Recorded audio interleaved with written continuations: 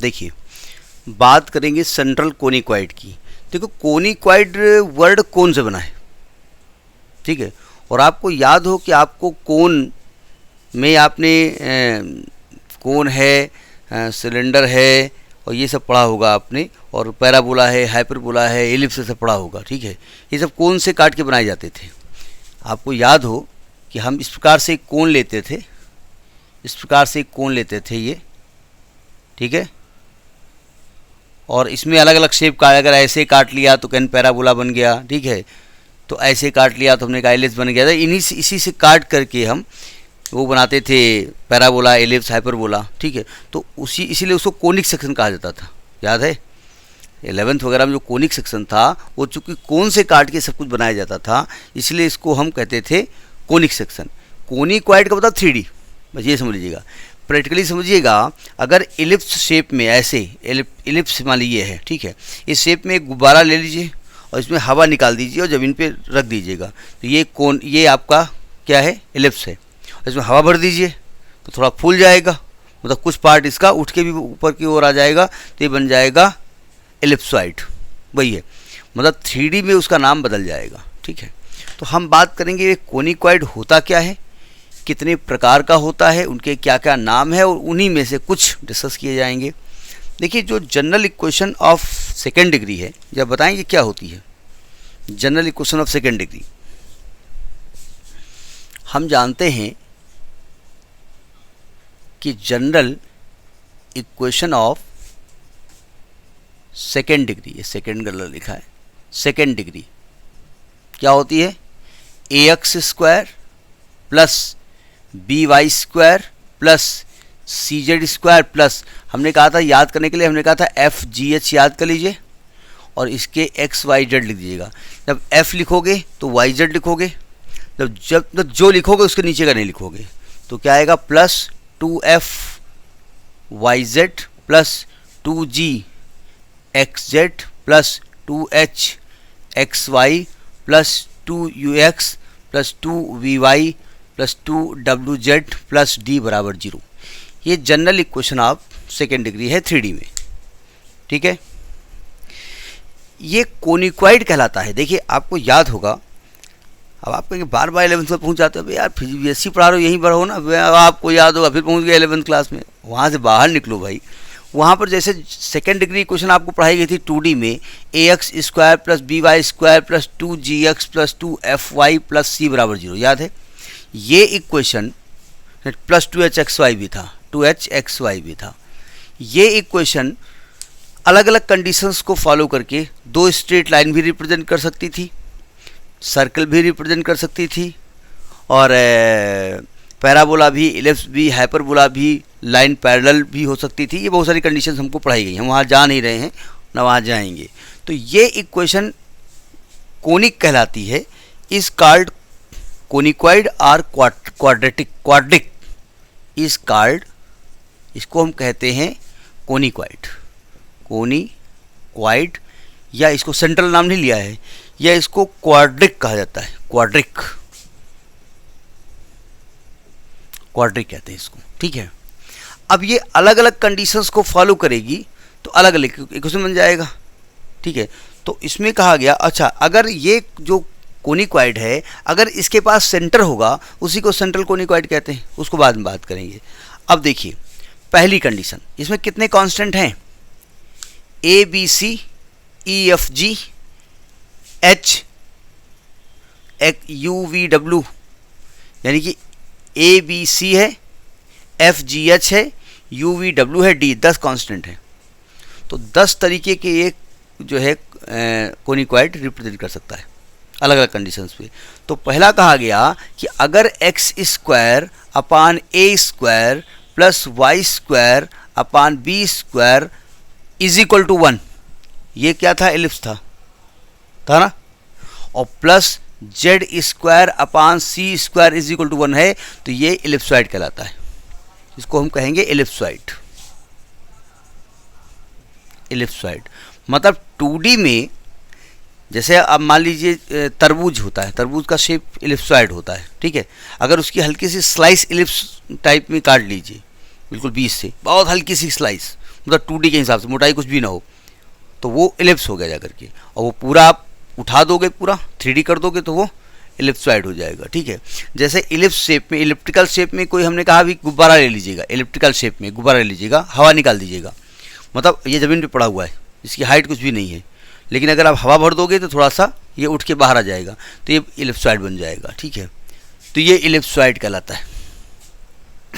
दूसरा, अगर x square upon a square plus y square upon b square minus z square upon c square equal 1, तो इसको कहेंगे हम हाइपरबोलाइट ऑफ वन शीट। अब कैसे होता है वो बाद में बताया जाएगा।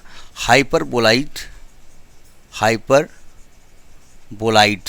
वहाँ पर हाइपरबोला होता था, x square upon a square minus y square upon b square equal 1, hyperboloid of one sheet, जिसको हम कहते हैं हाइपरबोलाइट ऑफ वन शीट। अगला है कि अगर x square upon a square minus से 2 माइनस हो गए, y square upon b square minus z square upon c square equal 1 है, जिसको कहेंगे हाइपरबोलाइट ऑफ 2 शीट्स, 2 शीट्स। अच्छा, एक खास बात, इसमें निगेटिव 2 होने चाहिए, कोई भी 2 हो सकते हैं। जैसे आपकी बुक में ये वाला निगेटिव लिखा है, ये लिखा, ये नहीं लिखा, ठीक है, तो कोई भी 2 निगेटिव चलेंगे, ठीक है। इसके बाद आता है x square upon a square, चौथा है x square upon a square plus y square upon b square is equal to 2z upon c, y square upon b square is equal to 2z upon c. कहीं कहीं पर सी की value 1 मान लेते हैं, यानी सी यहाँ नहीं लिखते हैं। तो अगर ये कंडीशंस यहाँ पर है, एक सेकेंड, अगर ये कंडीशन यहाँ पर है तो इसको कहते हैं इलिप्टिक पैराबोलाइट। इलिप्टिक पैराबोला, एक सेकंड जरा इसका नाम कंफर्म कर लें। इलिप्टिक पैराबोलाइट होगा, पैराबोला थोड़ी होगा, इलिप्टिक पैराबोलाइट, पैराबोलाइट, ठीक है। अगले केस में, 5वें केस में, x square upon a square plus minus y square upon b square, x square upon a square minus y square upon b square is equal to 2z upon c, जिसको कहते हैं hyperbolic पैराबोलाइट। Hyperbolic पैराबोलाइट। ये जो 5 equations हमने लिखे हैं, इनको कहते हैं सेंट्रल कोनिक्वाइट। क्या कहते हैं? सेंट्रल कोनिक्वाइट। वैसे हम सेंट्रल कोनिक्वाइट का एक स्टैंडर्ड इक्वेशन बताया जाएगा, ठीक है। सेंट्रल कोनिक्वाइट अगर हमसे पूछा जाए क्या मतलब होता है, तो आप कहेंगे the conicoid which have centre, the कोनिक्वाइट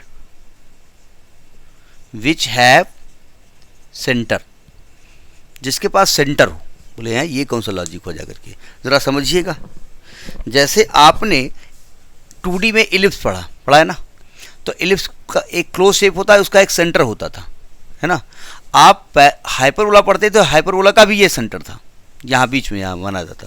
लेकिन पैराबोला एक तरफ बढ़ता चला जाता है ऐसे, इसका कोई सेंटर नहीं होता है, ओपन रहता है।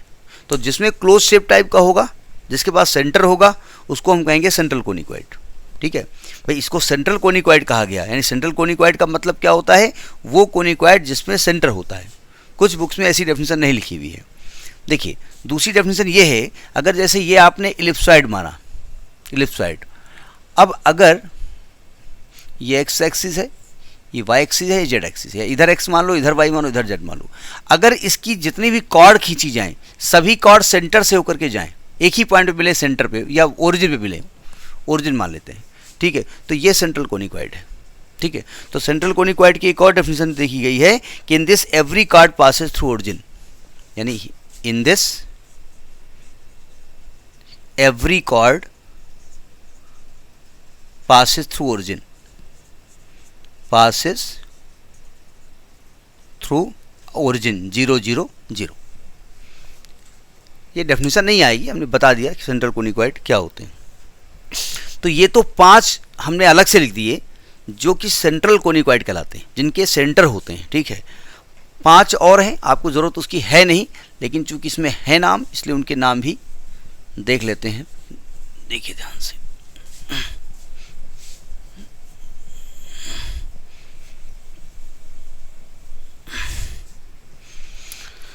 छठे नंबर में कहा गया कि अगर x square upon a square plus y square upon z square, x square upon a square plus y square upon z b square plus z square upon c square, ये जब इक्वल टू 1 था तो हमने कहा था ये ellipsoid है। अगर इक्वल टू 0 है तो इसको कोन कहते हैं, इसका नाम है कोन। अगला है x square upon a square, x square upon a square plus y square upon b square is equal to 1। इसको हम इलिप्टिक सिलेंडर कहते हैं, इलिप्टिक सिलेंडर। अब ये कैसे होता है, कैसे बनता है, उससे अब फिलहाल आपको मतलब नहीं, इसलिए अभी हम उसके बारे में बात नहीं करने जा रहे। आठवां है अगर x square upon a square minus y square upon b square is equal to 1, इसको हाइपरबोलिक सिलेंडर कहते हैं, हाइपरबोलिक सिलेंडर कहते हैं।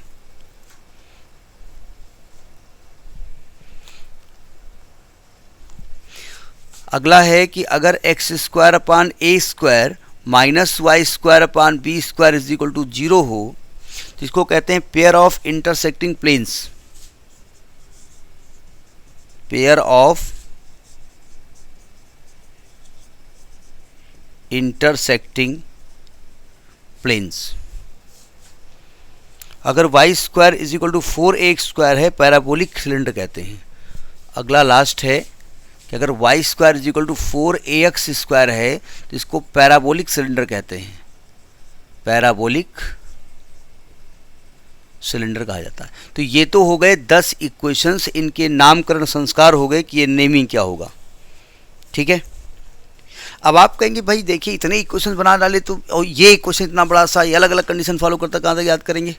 तो देखिए जैसे हर टॉपिक में, जैसे आपको सर्कल पढ़ाया गया तो आपको उसमें एक जनरल इक्वेशन पढ़ा दी गई और आपने कहा ये जनरल इक्वेशन है, आप जो भी सर्कल हो इसी से कंपेयर करा देना। हमने स्फीयर पढ़ाया, उसकी जनरल इक्वेशन बता दी। उसी प्रकार से सेंट्रल कोनिक्वाइड का एक स्टैंडर्ड इक्वेशन होता है। ठीक, उसी इक्वेशन को हमसे कंपेयर करेंगे, अलग अलग कंडीशंस को फॉलो करेगा और अलग अलग नाम उसके होंगे। तो लिखिए general equation of central conicoid, general equation कहें, स्टैंडर्ड इक्वेशन कहें, जो भी आपका नाम हो, और दोनों नाम कह दीजिए तो ज़्यादा बेहतर होगा।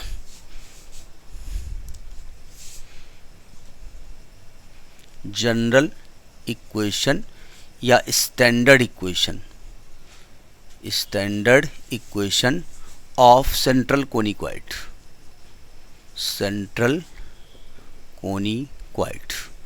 सेंट्रल कोनिक्वाइड का स्टैंडर्ड इक्वेशन जो होता है वो होता है ax स्क्वायर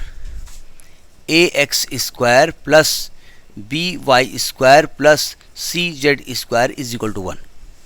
ये जनरल इक्वेशन ऑफ कोनिक्वाइड होता है। ठीक है, अब ये अलग अलग कंडीशंस को फॉलो करता है, उसके अलग अलग नाम हो जाते हैं। तो इसमें पहला नाम इसे लिखिएगा, इसको इक्वेशन 1 डाल दीजिएगा, इसको एलिप्सॉइड कहेंगे। It is equation 1 is known as ellipsoid if a B c all are positive, ये सभी पॉजिटिव हों।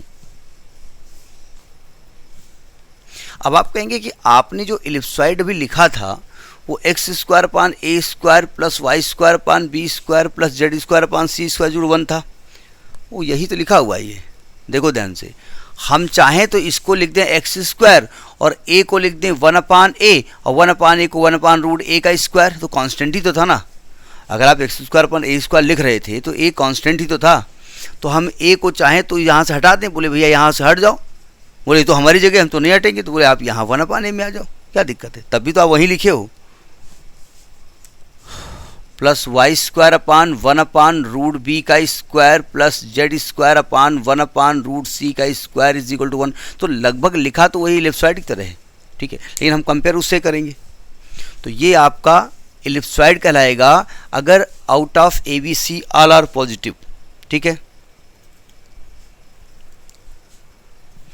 दूसरी बात, अभी आपने हाइपरबोलॉइड ऑफ 1 शीट में देखा होगा एक नेगेटिव लिखा है, तो equation 1 is known as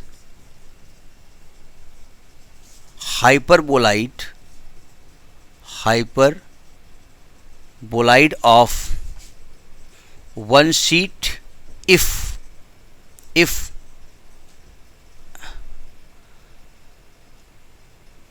out of ABC any one is negative, अगर इनमें से कोई एक निगेटिव हो,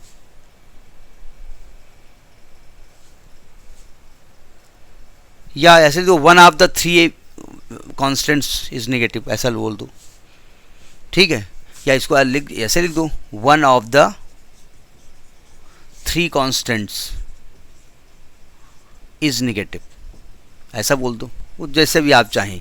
दूसरी बात, अभी हम हाइपरबोलाइड ऑफ टू शीट जब लिखा तो हमने x square upon a square minus y square upon b square minus z square upon c square लिखा, ठीक है। तो यानी कि equation 1 is known as hyperboloid of two sheet, hyperboloid of two sheets if two of the three constant of the three constants is negative, are negative, यानी कि इन तीन में से कोई दो निगेटिव हो। अभी आप क्वेश्चन लिख भी रहते हैं x square upon a square minus y square upon b square minus z square upon c square. और तीसरी बात तो हो गई है। चौथी बात, if all the constants a B c are negative then equation 1 is known as virtual ellipsoid या इमेजनरी इलिप्सॉइड, मतलब बनेगा ही नहीं, केवल इमेजिन करिए, इमेजनरी इलिप्सॉइड, या इसको वर्चुअल इलिप्सॉइड भी कहते हैं, ठीक है।